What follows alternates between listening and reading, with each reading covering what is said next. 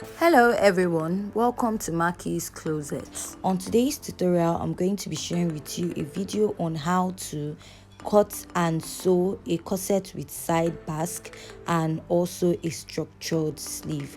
So I'm just going to show you a little clip into what the video looks like.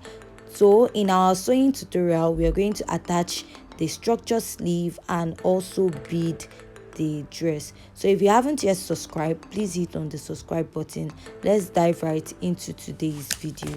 So the first step is to mark out your basic measurement, which is your shoulder to bust, shoulder to under bust, shoulder to waist, and I added 5 inches for our basque.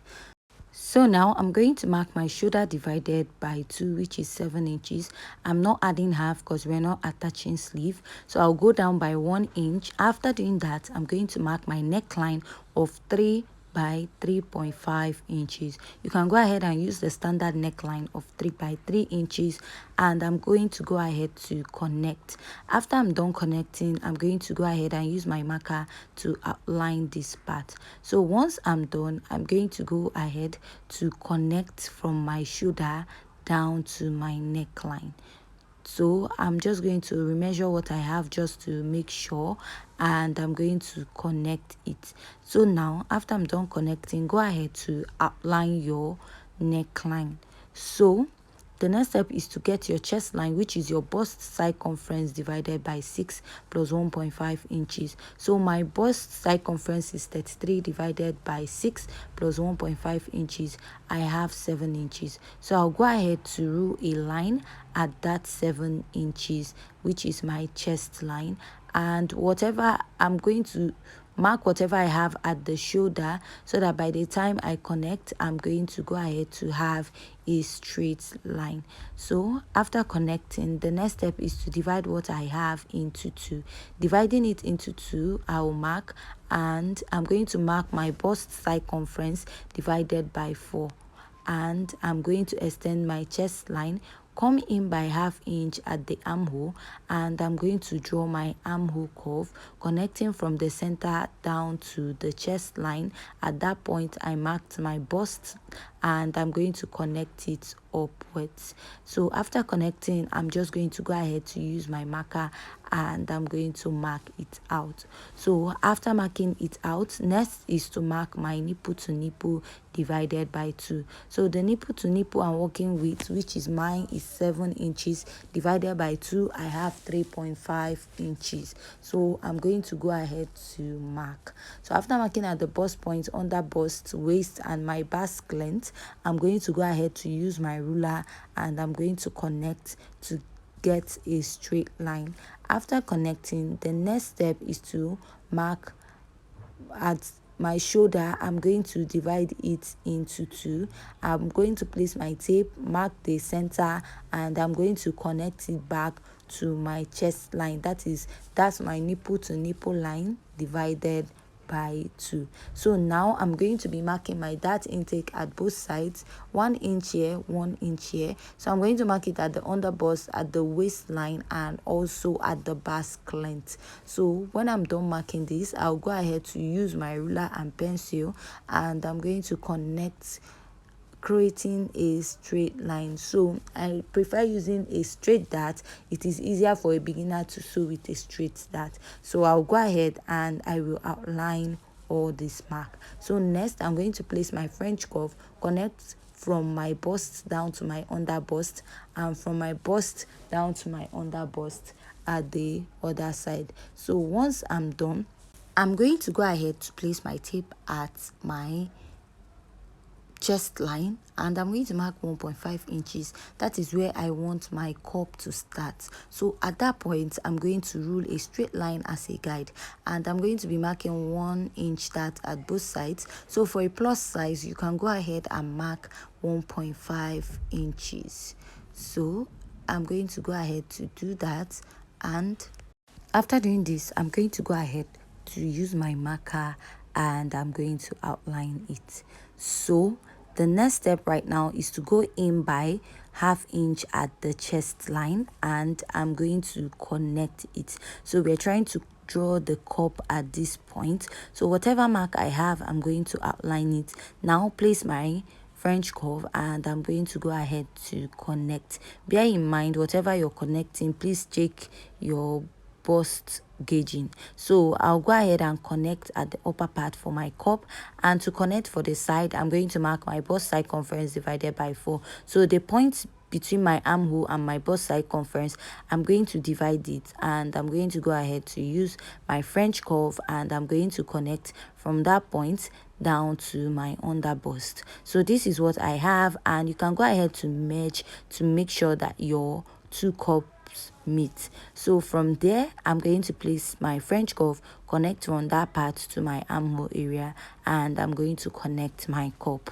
So this is my cup A and my cup B. So now time to insert your measurements. Mark your bust circumference divided by 4, measure the dart intake, and mark your sewing allowance. So whatever I have at the chest line, I'll extend it to the bust.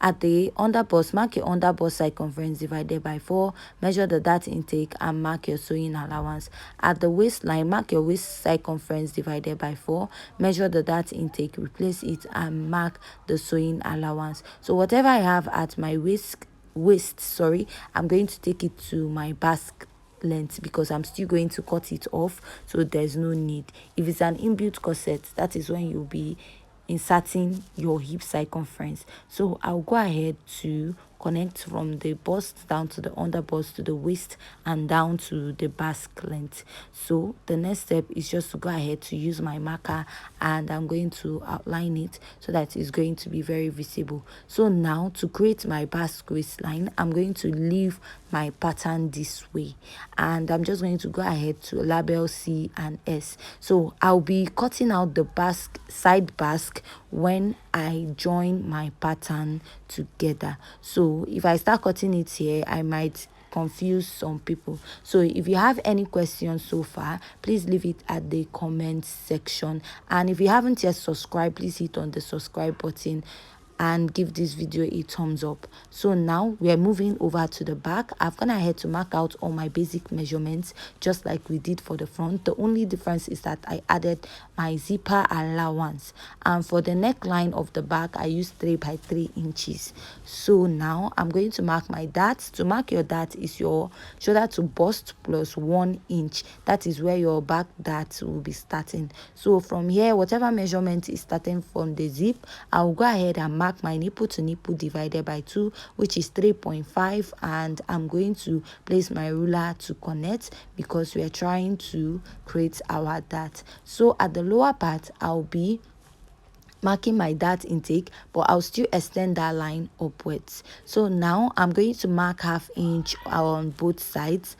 After marking the 1/2 inch, I'm going to go ahead to extend it upwards on both sides. So that is the dart for the back. So after doing this, now I'm just going to go ahead to outline it so that it's going to be visible. So the next step now is to extend it upwards, and I will mark out my chest line. That is where the yoke for the back is going to start. So at the back, I want to create like a loop, and I'll go ahead to mark 1 inch. So from there, I'm going to connect it to that line we have, which is my nipple to nipple line divided by 2, and I'm going to connect. So this is what I have at this point, and I will label this as yoke. So now I'll come down by 0.2 and 1/2 inches, 0.25 inches, to get rid of bulginess. Now the next step is to insert my bust circumference, mark my sewing allowance because I don't have a dart intake at that point, mark the under bust circumference, and I'm going to mark the sewing allowance. So I'm just going to mark it this way just to show you that all the measurements starts from the zip.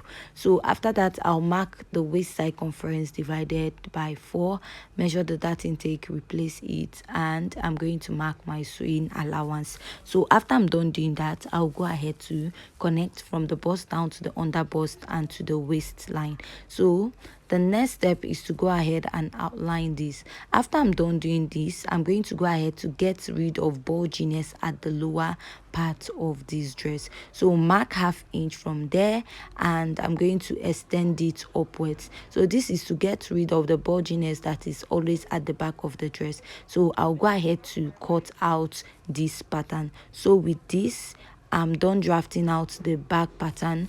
And if you have any question, please don't forget to ask at the comment section. And if you haven't yet subscribed, please hit on the subscribe button and give this video a thumbs up. So I'll go ahead and blend in my darts. I don't like sewing my dart, so in our next video we'll be stitching up the dress, attaching a structured sleeve and a rose petal to it, and also bead the dress. So with this, we have come to the end of today's tutorial. Please don't forget to hit on the subscribe button and give this video a thumbs up. Thanks.